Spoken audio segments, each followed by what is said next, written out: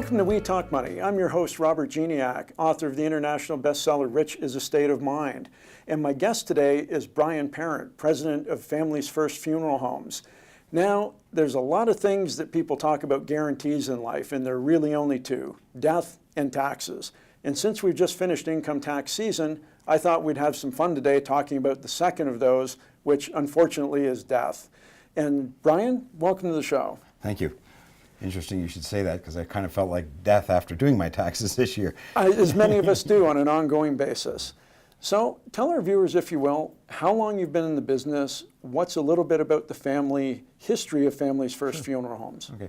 Well, I myself started in funeral service in 1979, actually just shortly out of high school. I was kind of tricked into the business by a gentleman who was just an awesome funeral director at the time. Okay. And I continued on for a number of years with them and then with another company. And in 1996, my wife and I decided to open up the first Families First location, Families First Funeral Home on Dougal. Okay.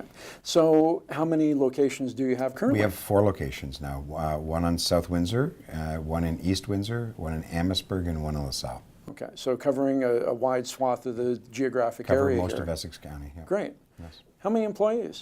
65. 65. So that's great that, you know, it's inspiring the economy and providing opportunities for growth in the area. It's good for us and them. I mean, we tend to have a little more team than most funeral homes do. We think it takes more team to provide great service, and you know, from a perspective of having more employees, it helps to provide better service.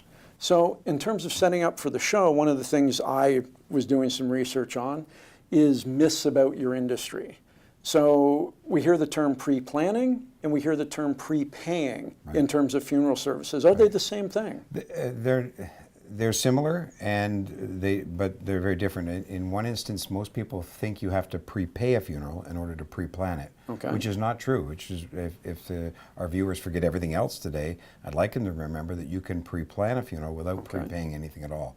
If a funeral home is making them feel obligated to prepay, they may want to take a step or two back from them and look around at a couple of other funeral homes and see what options they have. Because the most important thing for the consumer is to put the information down in a logical way in which we can then give that information back to their family at the time. So we can say, well, your mother was in, they asked, and this is, you know, kind of what their plan was for you. So there are a number of things people don't like thinking about. One, they don't like thinking about death. They don't like thinking about wills. So if I pre-plan a funeral, then I can just skip the will part, right? No. The will is essential, and a lot of people don't understand how important a will is. A will puts someone in charge of funeral arrangements, so that we know who to take direction from. The absence of a will puts everybody in charge of funeral arrangements, and that's really the last thing that we really want to do. We want to know what it is what's going to take place. We want to know who's in charge. If all 4 children are in charge, then because there's no will, if a person's died intestate, then they all have to agree. And it's not always just the 4 children, but it's their spouses who are feeding information from the background. And so it evolves into a giant family argument. It could easily become a family argument where it doesn't need to be. If mom and dad want things to go smoothly for the children, regardless of whether they have a lot of assets, a very simple will done with a lawyer, and I don't necessarily encourage legal will kits, although will kits are out there and they're available in the market, but if you don't follow it 100% the instructions, then it may be contestable. So we always suggest many lawyers will do basic wills for anywhere from a couple $100 to about $400, and you'll save that much just in problems or issues that and could occur family at the time. angst on its own. Exactly. I think this is a great place to leave our discussion for right now. I'll be back with Brian Parent of Families First Funeral Homes after this short break.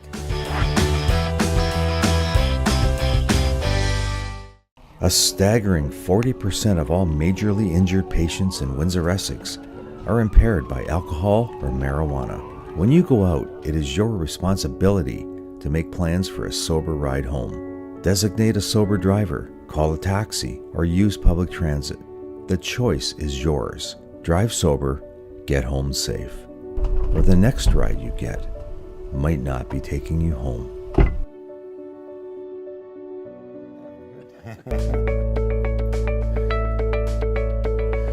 Welcome back to We Talk Money. My guest today is Brian Parent, president of Families First Funeral Homes. Now, Brian, one of the things that you provide other than funeral services is there's a lot of value added for your clients. Can you explain a little bit more about that? Sure. I mean, one of the things that we realize is that the executor has a lot of responsibility after the funeral. And so what we've tried to do is reduce the workload on the executor to make it easier. Many times filling out forms, even simple forms like lump sum death benefit applications, spousal benefit applications, children's benefits applications, returning health cards, social insurance cards, notifying old age security, Revenue Canada, doing applications for life insurance policies, contacting the agent, contacting the employer of not only the deceased, but the employer of the spouse. And what this does really is in a time of high stress for a family, it starts to take some of the things off the table that we ordinarily would have to remember about going, did I do this, did I do this, did I do this? Right. So it's difficult for a family to start to begin the grieving process so that they can move on to mourning when they're worrying about the details. So what we try to do is take the details off the table, and not only do we say we're going to do all these notifications for the family, but we provide them a list of things that they're going to need to do later, so that the 3 or 4 days during the course of the funeral service and the celebration or the ceremony, they can focus on the needs of their family during that period of time and not necessarily their role as an executor. So you've been in this industry a significant amount of time. What are you seeing as evolving trends in the industry? What's changing today that maybe we didn't see 5, 10 years ago? Well, I think we have less religion. We have more people saying, you know, I don't know if I want to do a service because we're not religious, and we're starting to say, but a ceremony is still important.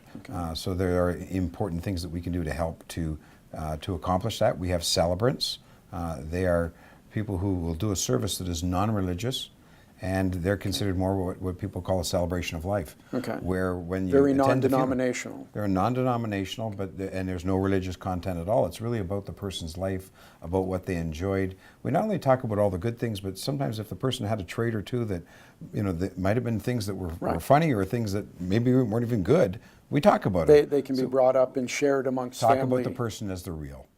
As they're real. So now, when we talk about pre-planning a funeral, we might be doing that 10, 15, 20 years in advance before we actually need it, or potentially prepaying it. Are there safeguards, industry regulations, so that we, the consumer, something doesn't happen 15 years from now? If you decide to prepay, and many people choose to do that, that's a matter of personal choice, but if you decide to prepay, the money is put in either into a trust fund or an insurance fund, separate from any assets of the funeral home itself. So those funds stay there and they collect interest. The interest is used to offset the increase in cost. So the funeral home in Ontario, and this is not the case everywhere, Ontario has really good legislation and laws. In Ontario, if you prepaid a funeral today, the funeral home has to guarantee that there'll be sufficient funds in there to cover all of the services and merchandise that you've purchased today will be paid for in the future. So if the interest gathers, and let's say you prepaid $10,000 today, but at the time the service is being done, all the costs are $20,000, but there's only $18,000 in the account, then the funeral home loses $2,000. If there's $21,000 and the costs are $20,000, then the funeral home loses $1,000. Or refunds $1,000. Sorry. In terms of last question for today, if there was something you wish people knew about your industry or your business, what would that one thing be? Oh, gosh. I think if there was one thing that I think it's important for people to know is that they need to slow down. They need to slow down and take some time. Take a deep breath. Everything's going to be okay. And they need to take some family time with mom or dad prior to disposition, whether that be burial or cremation. Sometimes today, when people are looking to simplify, when you want to simplify your service, you need to do more than just necessarily have the cremation or have the burial. Sometimes you need to just take a few moments, not even if sometimes it's 1 or 2 decision makers don't need to have much, but sometimes external family members do. So it might be just take a little bit of time to just spend a few moments, a little bit of family time with that person prior to disposition. I think that's great information for our viewers who are learning more about the concept of funerals, funeral homes, what it all means, and what it means to us in terms of planning for a future that we know is eventually going to happen, but nobody wants to think about. Brian, thank you very much for being my guest today. This has been another episode of We Talk Money. I'm your host, Robert Gignac. If you've got ideas for upcoming shows, please drop us an email. We'd be happy to address those topics in future episodes. And for now, thank you for watching.